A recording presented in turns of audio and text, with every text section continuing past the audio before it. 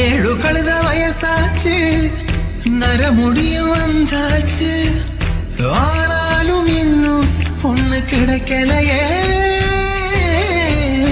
பையனை பத்தி கேட்கும் போது வீட்டருகில் பொம்பளங்க கண்டதையெல்லாம் சொல்லி கல்யாணம் தடுக்கிறாங்க.